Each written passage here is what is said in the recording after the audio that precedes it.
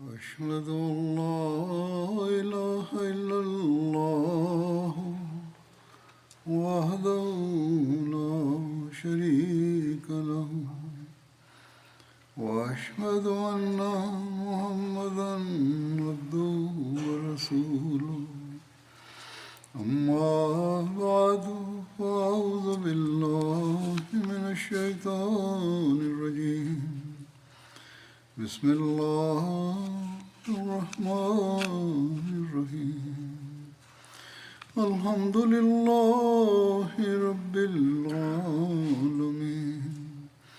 الرحمن الرحيم مالك يوم الدين إياك نعبد وإياك نستعين اهدنا الصراط المستقيم صراط الذين أنعمت عليهم غير المغضوب عليهم ولا الضالين.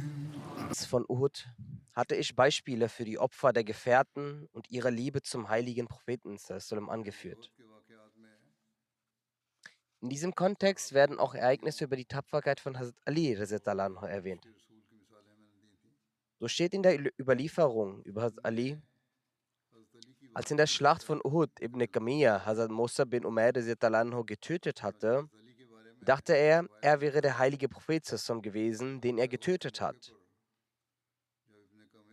So ging er schnell zu den Quraysh zurück und fing an zu behaupten, er habe den heiligen Propheten Muhammad sallam getötet.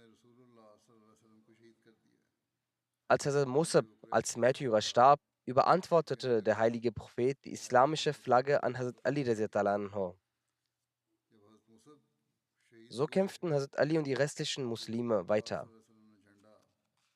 Hazrat Ali streckte die Fahnenträger der Ungläubigen einen nach dem anderen nieder. Der heilige Prophet erblickte eine Truppe der Ungläubigen und befahl Hazrat Ali, diese zu attackieren. Hazrat Ali tötete Amr bin Abdullah Jubai und zerstreute die Truppe. Danach befahl der heilige Prophet sallam, die anderen Truppen der Ungläubigen anzugreifen. Hazrat Ali streckte Shaiba bin Malik nieder, worauf der Engel Gabriel sagte, O Gesandter Allahs, sallallahu alaihi wasallam, er ist fürwahr des Mitgefühls würdig. Das heißt, er sagte es über Hazrat Ali. Daraufhin sagte der heilige Prophet sallam, ja, Ali ist von mir und ich bin von Ali. Gabriel, der Engel, sagte dann, und ich bin von euch beiden.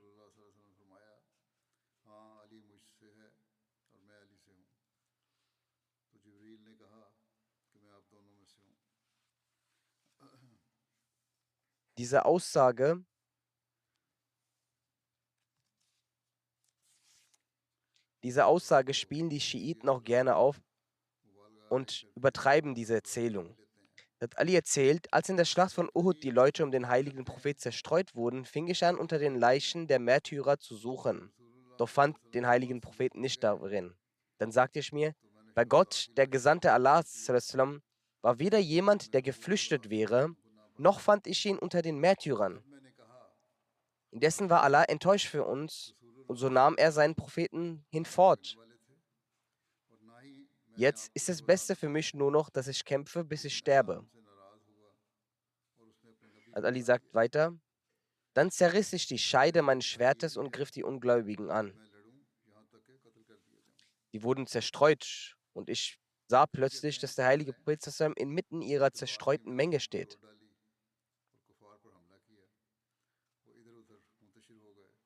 Von Said bin Musayyib wird überliefert, dass in der Schlacht von Uhud Hazrat Ali 16 Wunden erlitt. Also Muslim hat über das Thema sprechend, dass unter den Qualen und Drangsälen Schätze voller Segnungen verborgen liegen, hat Hazrat Muslim Folgendes erklärt. Als Hazrat Ali von der Schlacht von Uhud heimkehrte, gab er Hazrat Fatma sein Schwert und sagte ihr, reinige dieses Schwert. Heute hat es Großes vollbracht. Der heilige Prophet hörte diese Worte von Hazrat Ali. Er sagte zu ihm, Ali, nicht nur dein Schwert hat Großes geleistet. Du hast auch viele andere Brüder, deren Schwerter ihre Fertigkeit gezeigt haben. Er nannte die Namen von 6 oder 7 Gefährten und sagte über sie, ihre Schwerter waren ja nicht geringer als dein Schwert.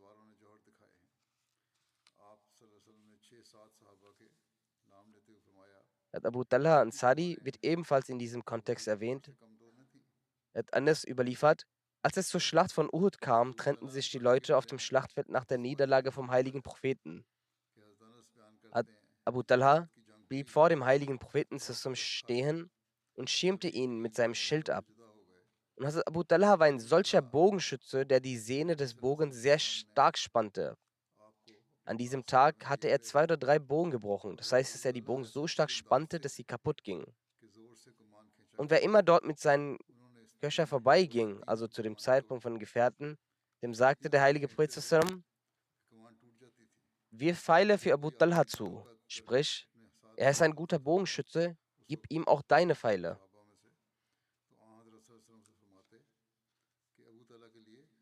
Er stand zu dem Zeitpunkt vor dem heiligen Propheten sallam.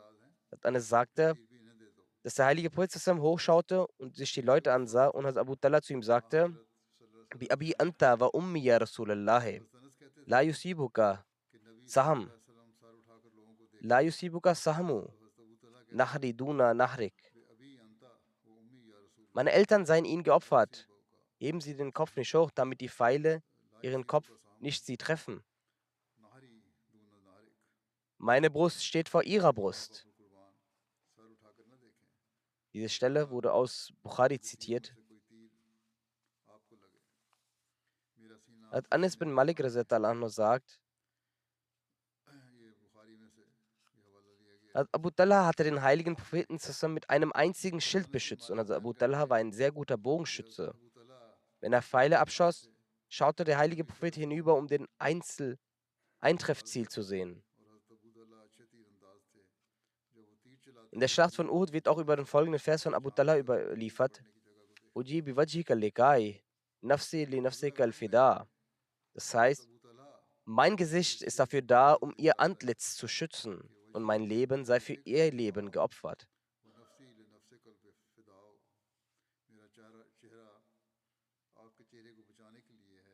Also dieser Bashir Ahmed Saab hat über Hazrat Abu Talha Ansari geschrieben. Abu Talha hat 3 Bögen gebrochen, während er die Pfeile abschoss. Er hat den Bauch des heiligen Propheten mit seinem Schild verdeckt, während sich vor den Pfeilen der Feinde stellte.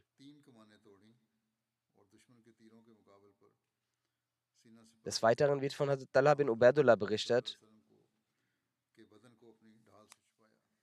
obwohl er ein Ansari war, stammte er aus dem Stamm der Quraysh. In der Schlacht von Uhud fing er herannahende Pfeile mit seiner Hand ab, um den heiligen Propheten Sassam zu schützen.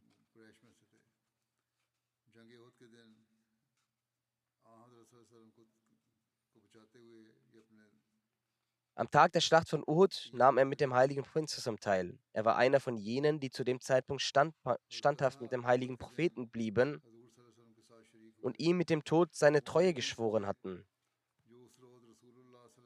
Ali bin Zubair hat einen Pfeil auf den heiligen Propheten Sassam abgeschossen, woraufhin Hazrat Talha das Gesicht des heiligen Propheten mit seiner Hand schützte. Der Pfeil traf seinen kleinen Finger, der daraufhin invalide wurde. Als der erste Pfeil ihn traf, stöhnte er vor Schmerz. Der heilige Prophet Sassam sagte dazu, wenn er stattdessen Bismillah gesagt hätte, wäre er ins Paradies so eingetreten, dass die Menschen ihn anschauen würden. Die gleiche Begebenheit wurde in Sirat al-Halbiya wie folgt beschrieben. Ghas bin Abu Azam sagt,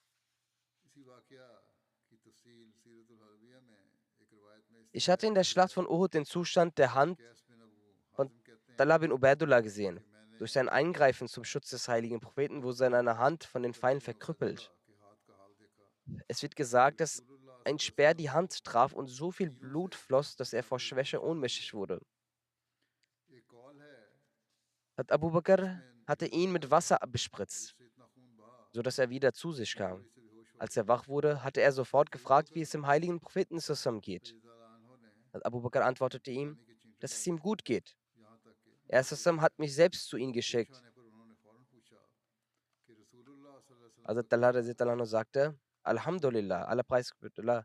Kullu musibatan ba'dahu jallahu. Das aller Preis gebührt Allah. Jede Drangsal ist hernach nach dem heiligen Propheten Sassam nichts in dem Vergleich.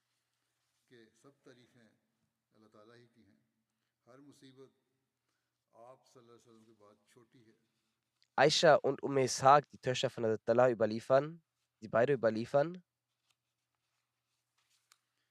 am Tag von Uhud hatte unser Vater 24 Verletzungen erlitten, wovon eine am Kopf war.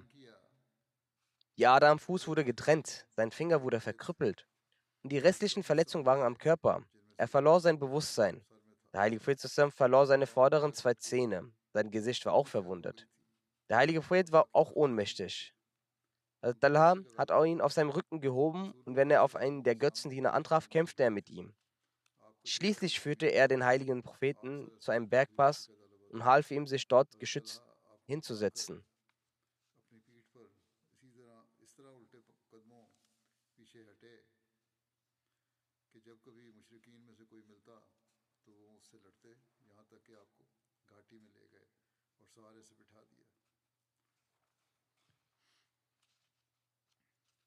Also Muslim anhu erwähnt einige loyale Gefährten in der Schlacht von Uhud wie folgt. Als Khalid bin Walid in der Schlacht von Uhud die Muslime plötzlich angriff und die Muslime sich zerstreuten, eilten einige Gefährten zum heiligen Propheten und versammelten sich um ihn, deren Anzahl sich maximal auf 30 belief.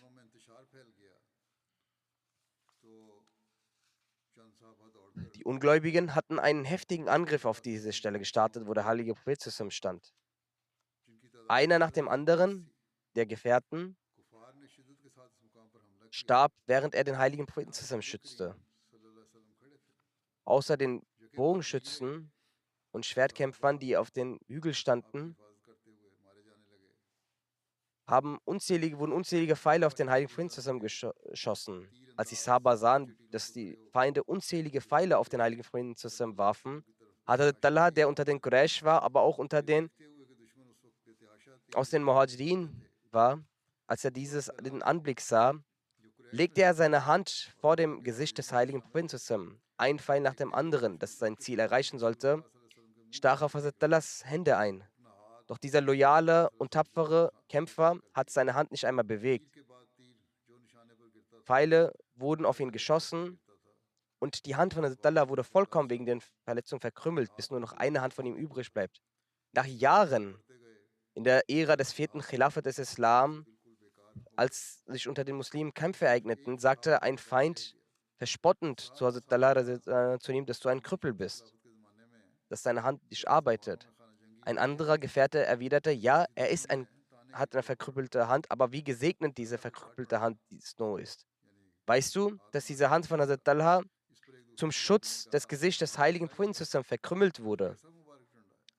Nach der Schlacht von Uhud hatte eine Person Hazrat Talha gefragt, als die Pfeile sie trafen, spürten sie in diesem Moment keine Schmerzen und sagten sie nicht Uff aus ihrem Mund. Hazrat Talha antwortete, es hat sehr geschmerzt.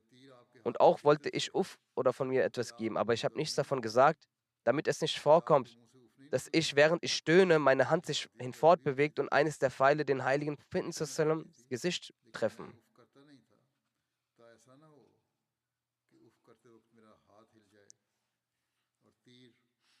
Also Saad bin Abi Waqas war unter diesen Tapferen auch einer gewesen.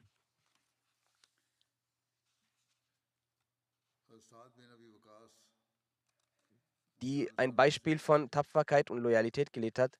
Aisha bin Sawar überliefert von ihrem Vater, der sagt, als der Feind sich umdrehte und angriff, ging ich von der Seite zurück. Ich sagte, ich werde sie alle selbst bekämpfen. Entweder werde ich mich, entweder schaffe ich, dass ich am Leben bleibe, oder ich werde Shahid. Dann sah ich eine rote Person. Es war möglich, dass sie den Feind besiegt. Er hatte seine Hand voller Steine aufgeworfen und zwischen mir und der Person kam Hazrat Migdad. Ich fragte, er sagte zu mir, O Saad, das war der heilige Prophet, der dich gerufen hat. Ich stand auf und dachte, dass ich gar keinen Schmerz mehr empfinden würde. Ich ging zum heiligen Propheten. Er setzte mich vor sich. Ich fing an, mit Pfeilen zu schießen und sagte, O Allah, es ist dein Pfeil. Treffe damit deinen Feind. Der heilige Prophet sagte dabei, O Allah, erhöre das Gebet von Saad. O Allah, richte Saads Ziel auf den Feind. O Saad, meine Eltern seien für dich hingegeben. Also Saad sagt, also er beschreibt die Begebenheit, dass während ich dies tat, war es ein solcher Zustand, dass ein Engel hinter mir stand und auch mit uns kämpfte. Jedoch sagte mir jemand, dass es der heilige Prophet war. Also es scheint, als wären das verschiedene Zustände gewesen. Ein Kashfi-Zustand, ein Visionszustand. Also Saad sagt, ich habe mit meinen Pfeilen geschossen, aber er war letztendlich beim heiligen Propheten. Als Saad sagt, jeden Pfeil, den ich schoss, sagte der heilige Prophet parallel dazu, O Allah, richte sein Ziel und erhöhe seine Gebete. Als ich all meine Pfeile abgeschossen hatte, sagte der heilige Prophet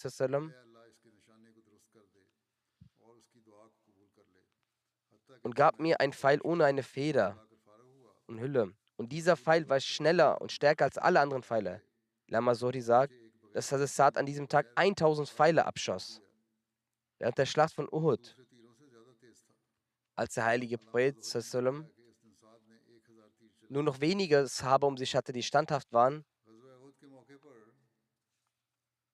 steht über Hazrat Saad radiallahu anhu geschrieben, also Mirza Bashir Sahib schreibt, als Saad bin Waqas radiallahu anhu, nur ihm übergab der heilige Prophet selbst die Pfeile. Also Saad schoss mit diesen Pfeilen unzählige Pfeile auf den Feind. Einmal sagte der heilige Prophet zu ihm, meine Eltern seien für dich hingegeben, schieße weiter mit den Pfeilen. Also Saad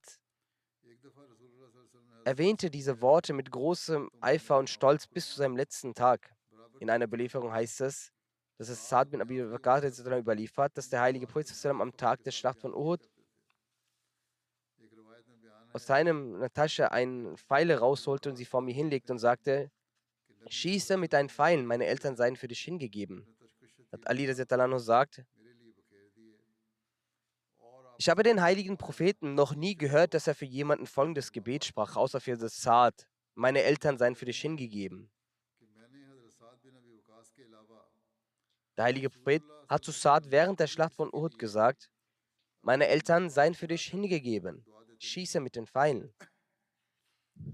O du kraftvoller junger Mann, schieße mit deinen Pfeilen.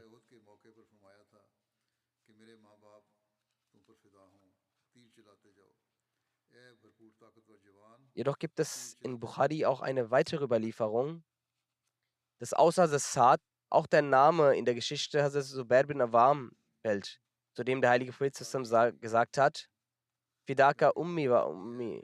Das heißt, meine Eltern seien für dich hingegeben. Genauso wird auch das Opfer von Hazrat Abu Dujana genannt. In einer Überlieferung heißt es, in der Schlacht von Uhud diente Hazrat Abu Dujana der Sicherheit des heiligen Propheten als eine Art Schutzschild. Er stellte sich vor dem heiligen Propheten mit dem Gesicht zu ihm gewandt. Jeder Pfeil, der angeflogen kam, traf den Rücken von Abu Dujana. Er stand gebeugt und fing alle Pfeile mit seinem Rücken ab, bis sich in seinem Rücken unzählige Pfeile hineingebohrt hatten.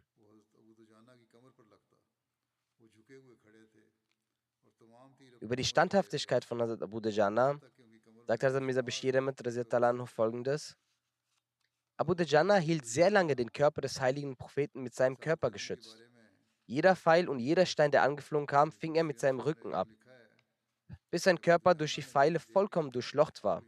Er stöhnte aber nicht einmal, damit dadurch keine Bewegung in seinem Körper entstand, wodurch ein Teil des Körpers des heiligen Propheten entblößt wurde, die ihn ein Pfeil treffen könne.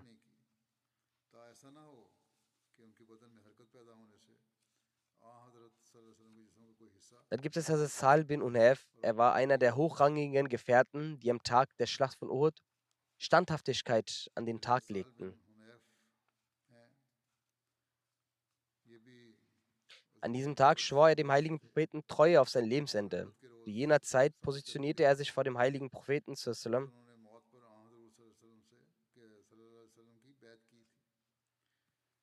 Als die Muslime aufgrund des intensiven Angriffs des Feindes zerstreut wurden, schoss er Pfeile seitens des heiligen Propheten sallam. Der heilige Prophet sallam sagte: Gebt Zahl Pfeile, denn Pfeile zu schießen ist für ihn eine einfache Angelegenheit. Dann finden wir auch die Erwähnung einer Frau, also einer Gefährtin, Hazrat Amara anha. In der Schlacht von Uhud zeigte sie beispielloses Verhalten der Tapferkeit. Die tapfere Frau war eine sehr loyale und hingebungsvolle Gefährtin. Ihr vollständiger Name lautet Amara Mazenia. Also Amara hieß Nuseba.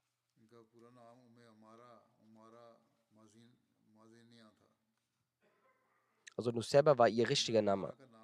Sie war die Ehefrau von Hazrat Zaid bin Asim anhu. Hat Amara berichtet: Während der Schlacht von Uhud lief ich los, um zu schauen, was die Leute machten. Das erwähnt Hazrat Amara selbst. Sie sagt: Ich lief los, um zu schauen, was die Leute machen. Ich hatte einen Beutel gefüllt mit Wasser bei mir, den ich mitgenommen hatte, um den Verwundeten zu versorgen, bis ich den heiligen Propheten erreichte. Zu diesem Zeitpunkt befand der heilige Prophet sich inmitten der Gefährten und die Muslime waren stärker. Es war somit der Beginn der Schlacht. Plötzlich verteilten sich die Gefährten in Panik in alle Richtungen. Hier ereignete sich die Begebenheit derjenigen, die den Bergpass verließen. Die Ungläubigen griffen erneut vom Hinterhalt an. Sie sagt: Die Ungläubigen griffen den heiligen Propheten von allen Seiten an. Als ich das sah, stand ich auf und fing an zu kämpfen. Ich hielt die Feinde mit meinem Schwert davon ab, sich dem heiligen Propheten zusammen zu nähern. Gleichzeitig feuerte ich Pfeile aus meinem Bogen ab, solange, bis ich selbst eine Verletzung erlitt. Sie wurde auf der Schulter sehr hart verletzt. Als sie gefragt wurde, wer sie verletzt hat oder verwundet hat, antwortete sie, Ibn Kamir war es. Amara berichtet: Als die Muslime plötzlich vom heiligen Propheten zusammen gesplittert waren, trat er nach vorne und sagte: Zeig mir Mohammed, denn wenn er heute überlebt, dann versteht, dass ich nicht überleben werde. Das heißt, entweder wird er heute überleben oder ich. Als er sich näherte, sagte Umar, schnitt ich und Musa bin Umar ihm den Weg ab. Zu diesem Zeitpunkt attackierte er mich und verwundete mich an der Schulter. Worauf du gerade gefragt hast, nach der Wunde auf meiner Schulter. Ich griff ihn mehrere Male an, aber dieser Feinde Allahs trug 2 Kettenhemden.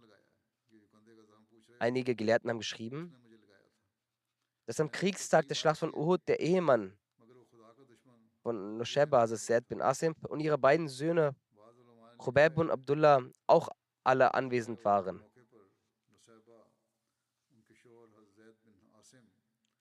Der heilige Prophet sagte zu allen: Möge Allah euren Familien reichlich Barmherzigkeit senden.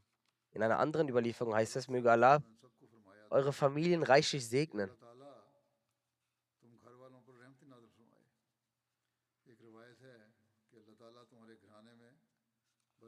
Auf jeden Fall bat Amara, also Nusayba, den heiligen Propheten darum, für uns bei Allah zu bitten, damit wir im Paradies bei ihm sein dürfen. Der heilige Prophet betete daraufhin: O Allah, mache sie im Paradies zu meinen Freunden und meinen Ängsten. Im selben Moment sagte Amara: Jetzt habe ich keine Sorge mehr, was in dieser Welt um mich herum geschieht. Denn das Gebet, welches ich bekommen habe, ist für mich ausreichend. Der heilige Prophet sagte über sie: Wo immer ich am Tag von Uhud blickte, ob rechts oder links, sah ich sie, dass sie für meine Verteidigung gegen die Gegner kämpfte. In der Schlacht von Uhud erlitt Hazrat Amara 12 Verletzungen durch Speeren und Schwerter.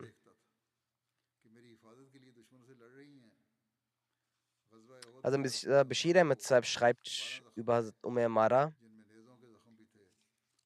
Eine muslimische Frau, dessen Name Amara war, ihrem Schwert in der Hand zerschlug sie alles, um zum heiligen Propheten zu gelangen.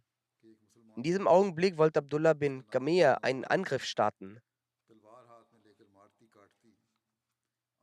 Die muslimische Frau eilte und nahm den Angriff auf sich und begann mit einem starken Gegenangriff. Doch er war ein männlicher Ritter und sie eine schwächere Frau, weshalb der Angriff fehlschlug. Ibn Gamir sie durch die Reihen der Muslime schlug. Die Sahaba zurückdrängend, kam er in die Nähe des heiligen Propheten sallam.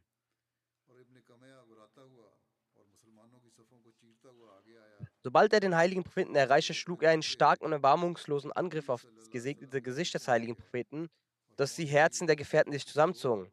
Der treue Allah umklammerte und blockte den Angriff mit seiner offenen Hand ab.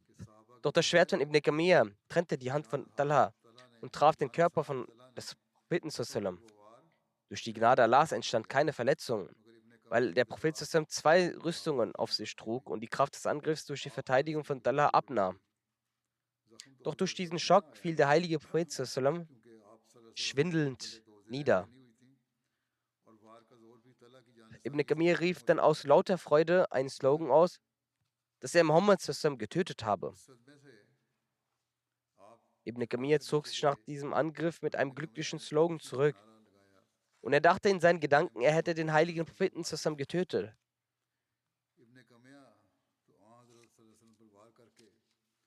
Doch in dem Augenblick, wo der Prophet sallam fiel, hoben Hazrat Ali und Talha ihn auf und dies erfahren, erstrahlten die leblosen Gesichter der Gefährten, dass der heilige Prophet sallam am Leben und wohlauf ist.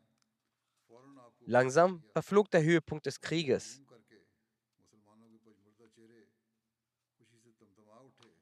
Eins, wegen der Ungläubigen, da sie in Freunde waren, dass der heilige Prophet gestorben sei, weswegen sie den Blick vom Krieg abwandern und anfingen sich um ein paar ihrer Toten zu kümmern und um sich darum zu kümmern, ein paar Leichen der Muslime zu verstümmeln.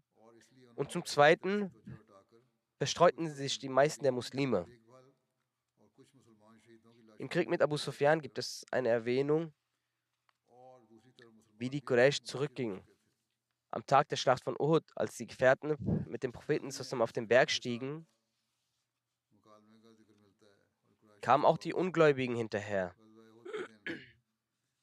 In Sahih Bukhari gibt es eine Überlieferung, dass Abu Sufyan 3-mal rufend fragte, ob unter ihnen Mohammed ist. Der heilige Prophet hielt die Gefährten davon ab zu antworten. Dann fragte er 3-mal, ob unter ihnen der Sohn von Abu Quhafa ist, also Hazrat Abu Bakr. Dann fragte er 3-mal, ob unter ihnen Ibn Khattab, also Hazrat Umar ist. Dann kehrte er zu seiner Gefolgschaft zurück, sagte, dass sie alle gestorben sind. Als Hazrat Umar dies hörte, konnte er sich nicht zusammenhalten. Er sagte, O Feind Allahs, du hast gelogen. All die Namen, die du genannt hast, sind alle am Leben. Und für dich ist noch vieles übrig. Das ist eine Überlieferung aus Bukhari. Abu Sufyan sagte, das ist die Vergeltung für die Niederlage von Badr. Die Schlacht ist wie eine Trommel. Mal gewinnt der eine, mal der andere. Unter euch werdet ihr solche Toten finden, deren Nasen und Ohren verstümmelt wurden, also sie wurden verstümmelt. Er sagte, ich habe das nicht befohlen. Also Abu Sufyan sagt das, ich habe es nicht befohlen, aber ich finde das auch nicht schlimm. Danach fing er an, den Satz zu wiederholen, Ulu Hubel, Ulu Hubel. Erhaben sei Hubel, die Götze. Der heilige Prophet sagte, wollt ihr dem etwa nicht antworten?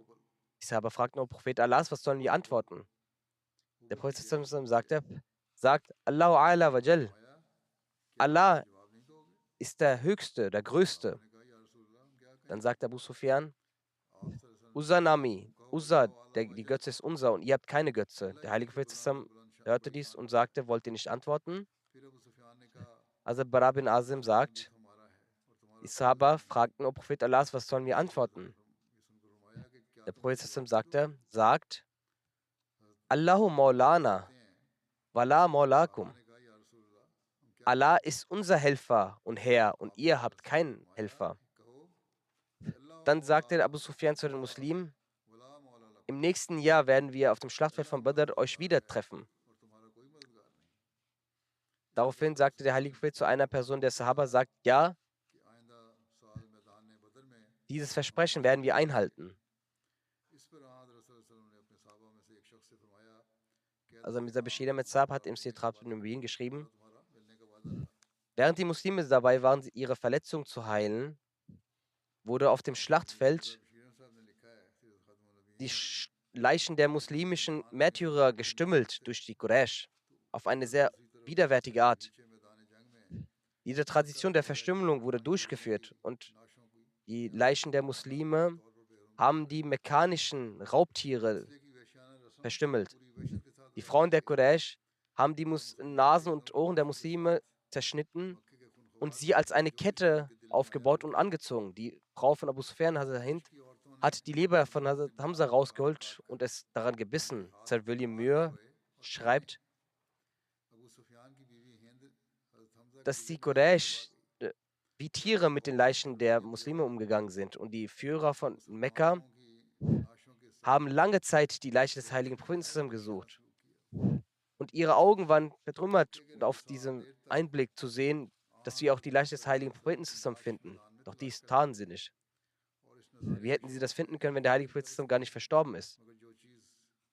Dann nahm Abu Sufyan einige seiner Gefährten mit sich zu dem Bergpass, wo sich die Muslime befanden, und sagte: O Muslime, ist unter euch Mohammed anwesend? Der heilige Prophet wies an, nicht zu antworten. Als die Sahaba still blieben, fragte er nach Abu Bakr und Umar. Aber auch da wurde gemäß der Anweisung des Propheten nicht geantwortet. Auf das er voller Stolz ganz laut sagte: Sie alle wurden getötet, weil wären sie am Leben, so hätten sie uns geantwortet. Zu diesem Zeitpunkt konnte Hazrat Umar sich nicht ergreifen und sagte: O du Feind Allahs, du lügst. Wir sind alle am Leben. Und Gott ist mit uns. Er wird dich erniedrigen und demütigen. Abu Sufyan erkannte Umars Stimme und sagte: Umar, sag die Wahrheit, ist Mohammed am Leben? Also Umar sagte: Ja, durch die Gnade Allahs ist er am Leben. Und er hört all das, was du von dir gibst. Abu Sufyan sagte ganz leise: Dann hat Ibn Kamir uns belogen, weil ich dich, Umar, als wahrhaftiger sehe als Ibn Kamir. Dann sagte Abu Sufyan mit lauter Stimme: O Ulu Hubel, erhaben sei der Götze Hubel. Die Sahaba waren aufgrund der Anweisung des heiligen Propheten ruhig, weil er sie davor aufgehalten hat zu antworten. Doch bei seinem eigenen Namen blieb der heilige Prophet zwar still, aber jetzt, wo Gottes Name in den Schatten gelegt wurde durch den Namen eines Götzen, sagte der heilige Prophet: Wieso antwortet ihr nicht? Die Gefährten sagten: O Prophet Allahs, was sollen wir antworten? Er sagte: Spricht: Wallahu ala wajal, Allah ist erhaben und groß und nur ihm ist das zuteil. Abu Sufyan sagte: Lanal Uzza, wala Uzza lakum. Mit uns ist der Götze Uzza und mit euch ist nicht die Götze Uzza.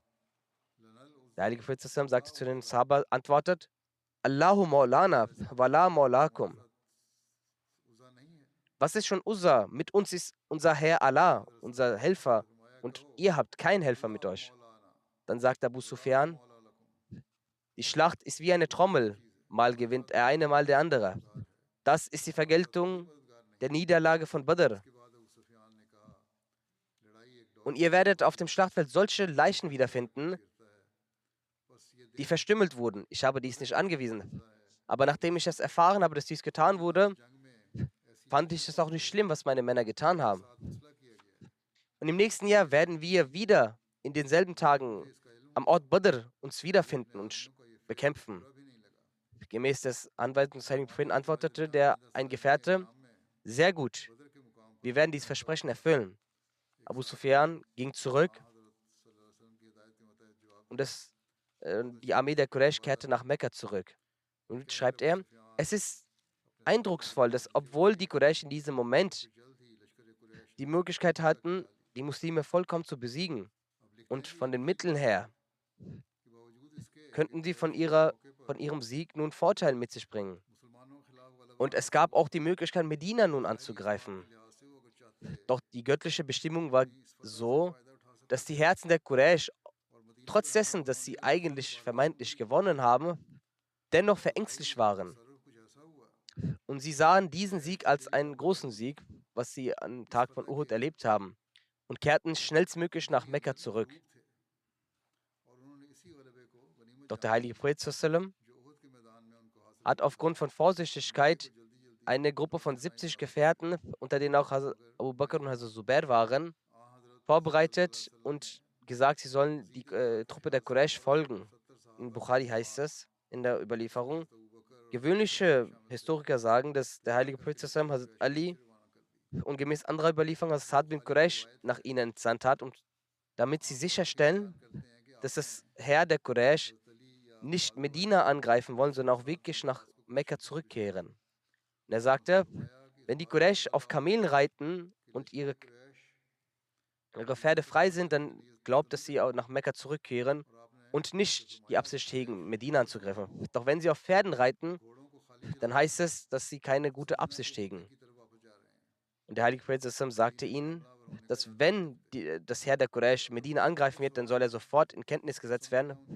Der heilige Prophet sallam sagte voller Elan, wenn die Quraysh jetzt in diesem Moment Medina angreifen werden, dann bei Gott, wir werden sie besiegen, wir werden sie angreifen und ihnen das zurückgeben. Die Person, die der heilige Prophet sallam entsandte, ging gemäß seiner Anweisung und kam schnell mit der Botschaft zurück, dass die Quraysh nach Mekka zurückkehren.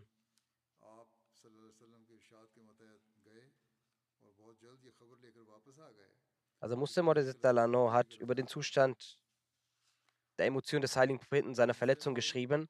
Nach kurzer Zeit wachte der Prophet zusammen auf und die Gefährten schickten an allen Seiten ihre Männer, damit sich die Muslime wieder vereinen.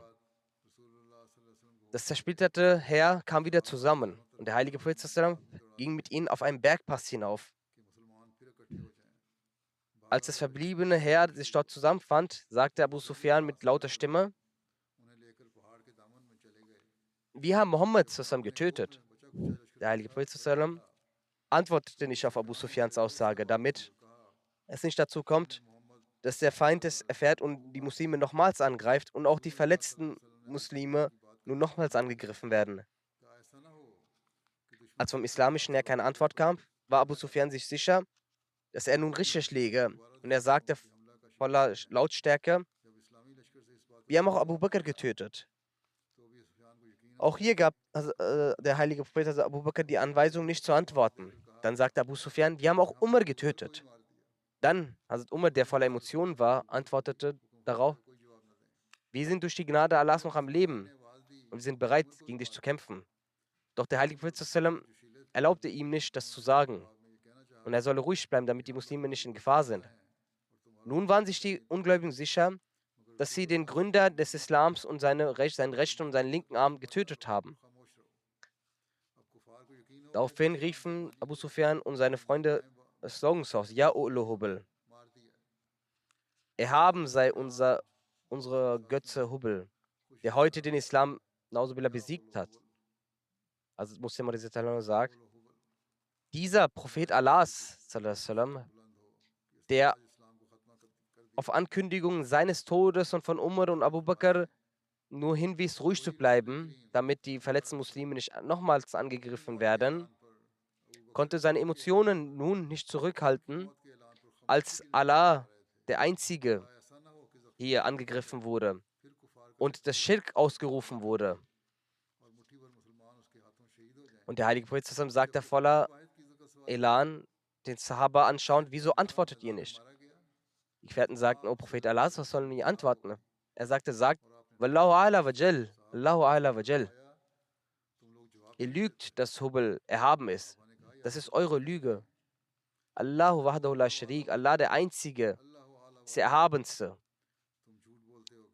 So gab der heilige Prophet dem Feind die Botschaft, dass er noch am Leben ist. Diese tapfere Antwort hatte eine solche Auswirkung auf das Heer der Ungläubigen, dass trotz dessen, dass sie jetzt nun verstimmt waren mit ihren Absichten und sie vor sich eine Handvoller verletzter Muslime fanden und sie die Möglichkeit hatten, sie anzugreifen, und nach weltlichem Sicht sie zu töten.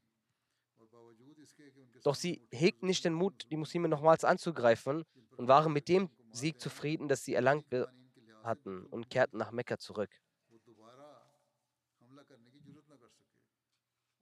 Also Muslim Anhu hat dies an verschiedenen Stellen erwähnt, die ich auch weiter erwähnen werde.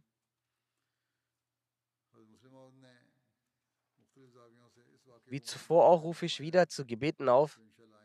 Beten Sie weiterhin für die allgemeine Situation der Palästinenser. Man bekommt nun mit, dass Bemühungen entstehen, um ein Kriegsende im Gazastreifen zu ermöglichen. Möglicherweise ist auch die israelische Regierung dem etwas entgegengekommen. Doch spitzt sich die Situation nun an der libanesischen Grenze zu, die einen Krieg münden kann, dessen Auswirkungen auch die Palästinenser im Westjordanland zu spüren bekommen könnten.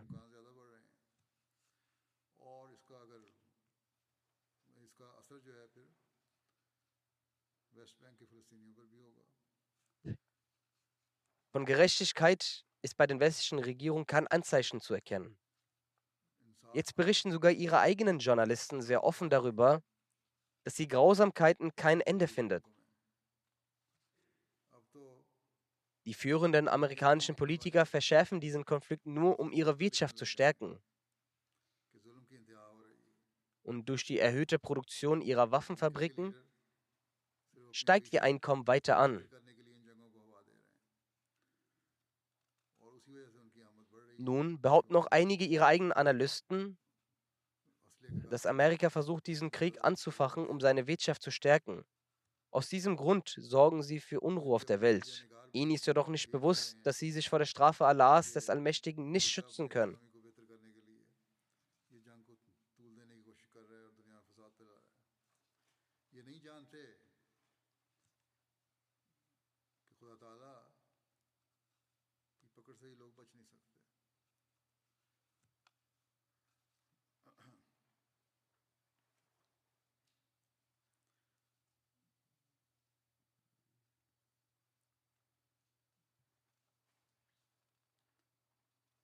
Ahmadi-Muslime sollten jedoch falls durch ihre Gebete und Kontakte ihren Beitrag dazu leisten, um die Welt vor der Zerstörung zu bewahren.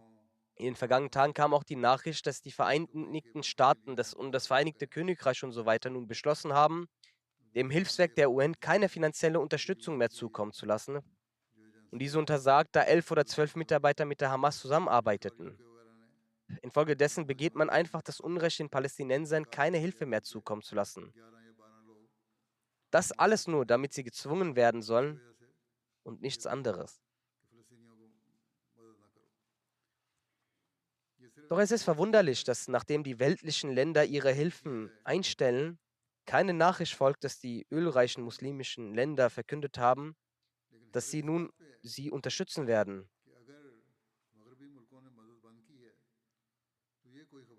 Da das UN-Hilfswerk nun angekündigt hat, dass es ab Februar keine Hilfe mehr gewährleisten kann, wenn keine Unterstützung mehr eingeht.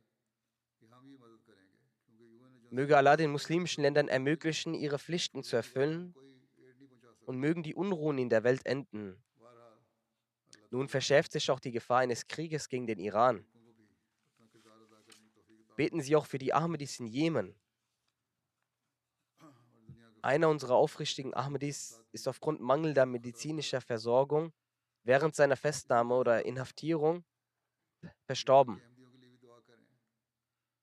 Die genauen Umstände sind schwer zu ermitteln. Beten Sie für die Ahmadis vor Ort, die sich in Schwierigkeiten befinden. Sobald ich weitere Einzelheiten erhalte, werde ich auch das Totengebet des Verstorbenen leiten. Beten Sie auch für die Ahmadis in Pakistan. Sie werden immer wieder für politische Zwecke zur Zielscheibe gemacht. Ebenso ist die Jamaat von einigen extremistischen Gruppen auch bedroht. Die Jamaat, die Mitglieder der Ahmadiyya Muslim Jamaat sind doppelt gefährdet, sowohl als Bürger als auch als Ahmadis. Beten Sie auch für die Ahmadi-Bewohner von Rabwa und die anderen Ahmadis, möge Allah sie alle beschützen und möge das Böse der Bösen auf sie zurückweisen, möge Allah die Ahmadis in allen Ländern beschützen, möge die Welt die Wahrheit erkennen, dass es keinen Ausweg gibt, außer sich Allah zuzuwenden. Ihr Überleben hängt davon ab, Allah anzuerkennen und an seinen Gesandten zu glauben. Möge Allah sie dazu befähigen. अल्लाह ताला की तरफ रुजू किए बगैर इनकी कोई ये रास्ता बाकी नहीं है। इनकी बका इसी में है कि अल्लाह को पहचाने और अल्लाह के लिए भेजे हुए को माने। अल्लाह ताला इनको इसकी तौफीक दे।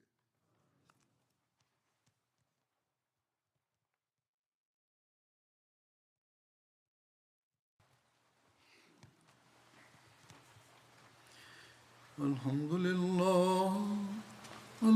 لله نحمده ونستعينه ونستغفره ونؤمن به ونتوكل عليه ونعوذ بالله من شرور أنفسنا ومن سيئات أعمالنا من يهده الله فلا مضل له ومن يضلل فلا هادي له ونشهد أن لا إله إلا الله ونشهد أن محمدا عبده ورسوله